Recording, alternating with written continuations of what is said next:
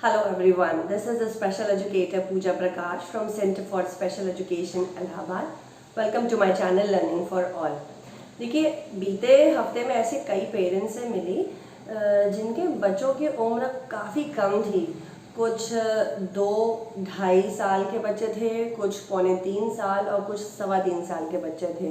तो इनमें से अगर मेजॉरिटी ऑफ कैटेगरी की हम बात करें तो कुछ high risk for autism category के बच्चे थे और कुछ माइल्ड ऑटिज़म कैटेगरी के बच्चे थे। लेकिन एक जो इस वीडियो को बनाने का मकसद वहीं उनसे मिलने के बाद मिला कि कुछ बच्चे फिजियोथेरेपी और स्पीच थेरेपी को काफ़ी लंबे समय से करते हुए आ रहे थे और चूँकि उनके पीडियाट्रिशियन ने ये उनको सजेस्ट किया था कि बच्चा बोल नहीं रहा है तो आप स्पीच थेरेपिस्ट के पास बच्चे को ले जाएं। मुझे लगा कि क्यों ना हम एक ऐसा वीडियो बनाएं जिसमें हम पेरेंट्स को अवेयर करें कि अगर आपके बच्चे का डायग्नोसिस ऑटिज़म का है या बच्चे में कुछ सिम्टम्स ऑटिज़म के लग रहे हैं, क्योंकि देखिए until unless the child is not of 3 years he will not be labeled as child with autism, right?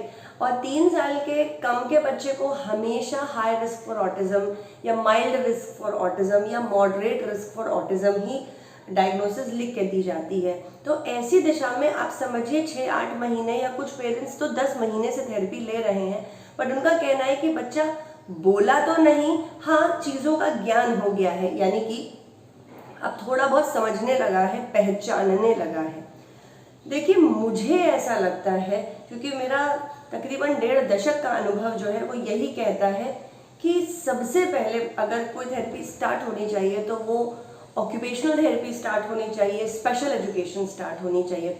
और अगर आप अगर आप स्पेशल एजुकेशन और ऑक्यूपेशनल थेरेपी को भी स्टार्ट कर रहे हैं तो उसमें भी एक कंडीशन है, क्योंकि मेरे सेंटर पर हर उस बच्चे को एडमिशन दिया जाता है जिसके पेरेंट्स ये रजामंदी देते हैं कि हाँ हम भी ट्रेंड होंगे। ऐसा कोई भी पेरेंट जो ये कहता है कि नहीं हम ट्रेनिंग सेशंस नहीं अटेंड करेंगे, उनको मैं एडमिशन ही नहीं देती हूँ, क्योंकि ऑटिज़म की यात्रा एक सतत यात्रा है, ये ख़त्म ही नहीं होती। मुझे ऐसा लगता है अगर मेरी नज़र से देखा जाए तो अनटिल अनलेस आप माता पिता को अच्छे से तैयार नहीं कर रहे हैं तो थेरेपी कितनी चलेगी।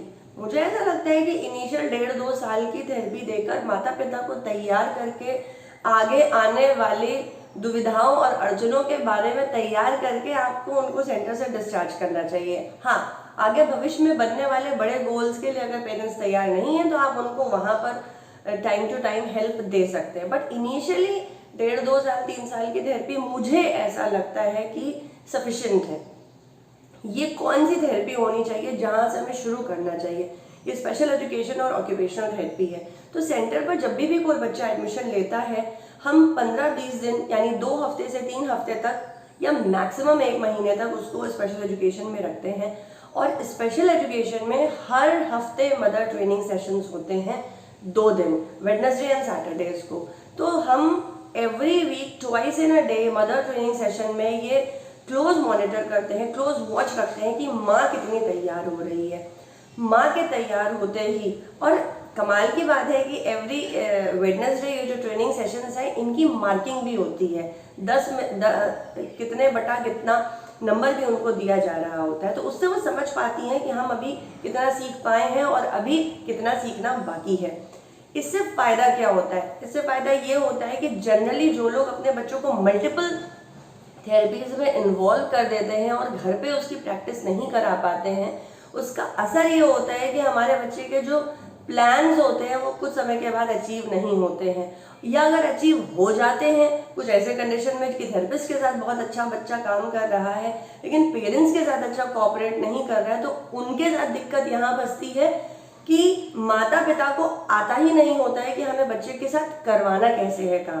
तो सबसे पहले मैं हमेशा सेंटर पर स्पेशल एजुकेशन में एनरोल करने के बाद 2 से 3 हफ्ते के बाद ऑक्यूपेशनल थेरेपी में रेफ़र कर देती हूँ, और वाइस वर्सा अगर बच्चा ऑक्यूपेशनल थेरेपी में एडमिशन लिया है तो 2-3 हफ्ते या मैक्सिमम 1 महीने के बाद जब माँ डबल थेरेपी के लिए, समझने के लिए, लेने के लिए, उसको फॉलो करने के लिए रेडी हो जाए तो हम लोग उसको इस तरीके से कोऑर्डिनेट करते हैं। एक और बात, जब भी बच्चा, देखिए अगर आपके बच्चे में ऑटिज्म के लक्षण हैं, चाहे ऑटिज्म का डायग्नोसिस है, ऑक्यूपेशनल थेरेपी बहुत आवश्यक है। अगर आप सरल भाषा में इस तरीके से समझिए कि अगर ऑक्यूपेशनल थेरेपी आपके बच्चे को स्थिरता प्रदान करेगा तो स्पेशल एजुकेशन बच्चे की बौद्धिक क्षमता को मल्टीपल लेवल पर बढ़ाता है।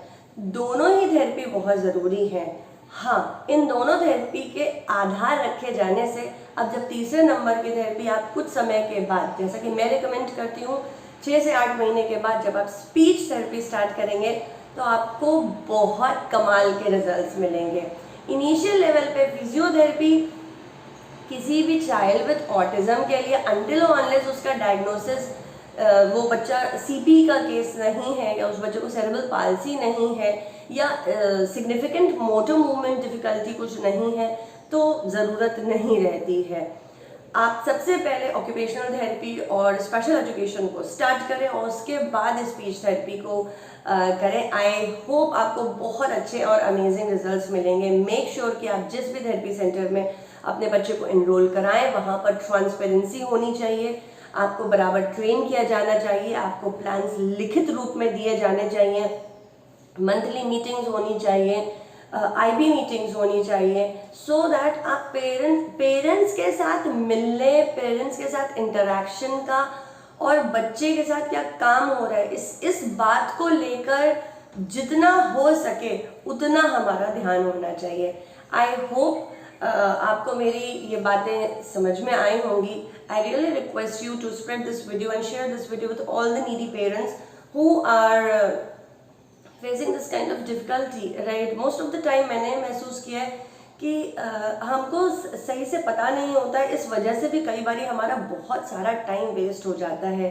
याद रखिए, बच्चे का 0 to 7 ईयर्स का जो समय है उसका डेवलपमेंटल पीरियड है और इस समय पर बौद्धिक क्षमता का विकास बहुत तेज़ी से हो रहा होता है। इस समय दी जाने वाली अर्ली एजुकेशन या अर्ली इंटरवेंशन जो होता है वो कमाल के रिजल्ट्स आगे आने वाले समय में देते हैं।